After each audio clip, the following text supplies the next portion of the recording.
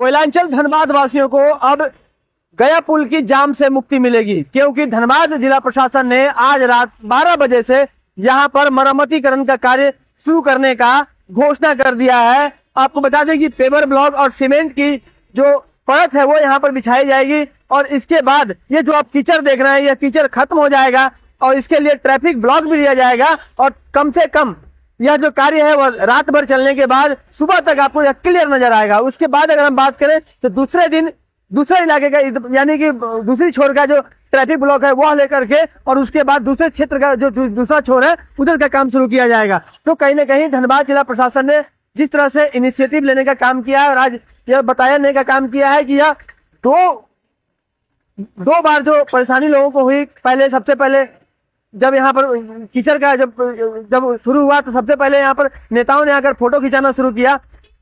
सांसद ढुलू महतो भी यहाँ पर आए थे, उन्होंने यहाँ पर गिट्टी और जो क्रशर डस्ट होता है उसको गिराने का काम किया था। उसके बाद उनकी भी कहीं ना कहीं पूरे मामले में उनके जो विरोधी हैं उन्होंने इस पर चुटकी लेते हुए कहा कि इससे तो अच्छा पहले का ही स्थिति था।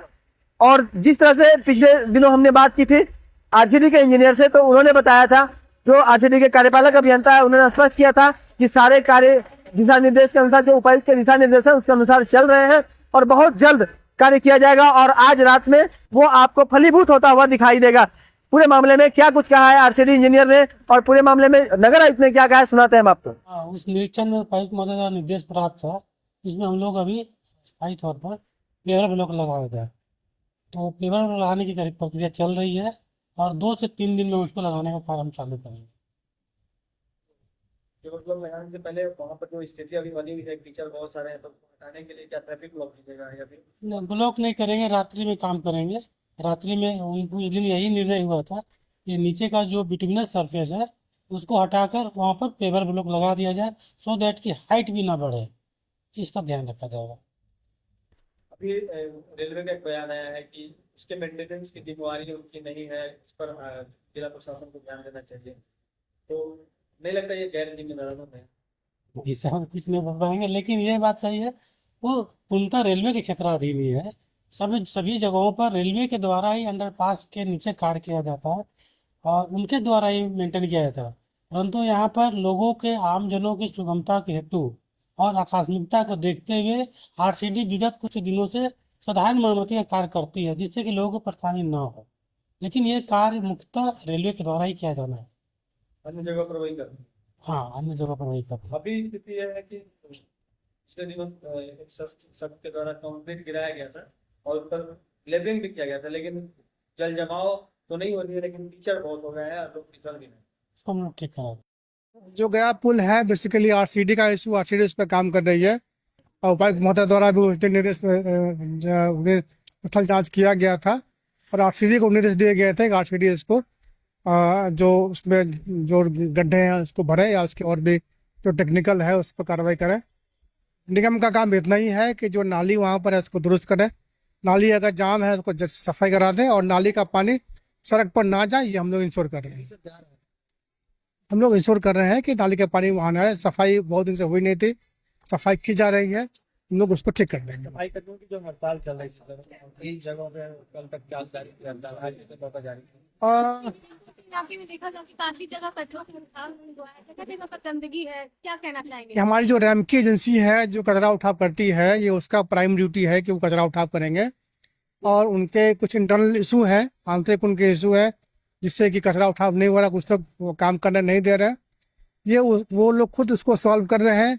अगर कल तक ये सॉल्व नहीं होगा तो निगम खुद से इसको टेक ओवर करेगा और खुद से कचरा उठाव करेगा, रैमकी हम लोग हटा देंगे।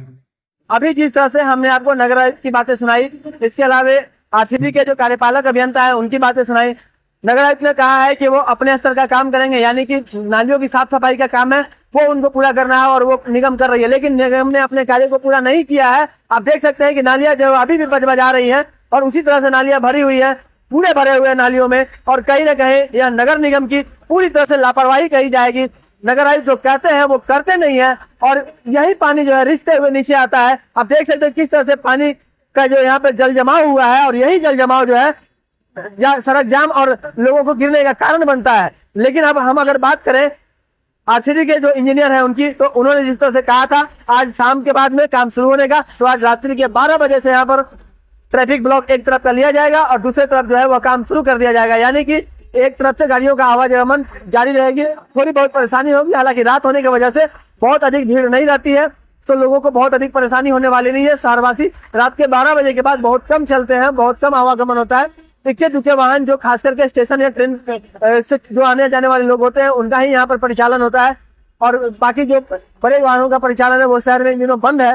तो बहुत अधिक परेशानी लोगों को नहीं होने वाली है, लेकिन बहुत जल्द लोगों को इससे निजात मिलेगी, आराम मिलेगी, और बहुत जल्द लोगों को यह जो ट्रैफिक जाम की समस्या यहाँ पर जो लोग गिर रहे हैं, घायल हो रहे थे, उससे लोगों को राहत मिल पाएगी।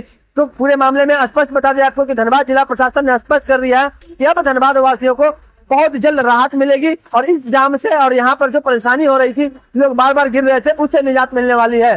तो आप लगातार 11 स्कोप देखते रहें और लगातार हम आपके साथ जुड़े रहेंगे। सहयोगी प्रभात के साथ राजकुमार जायसवाल, 11 स्कोप धनबाद।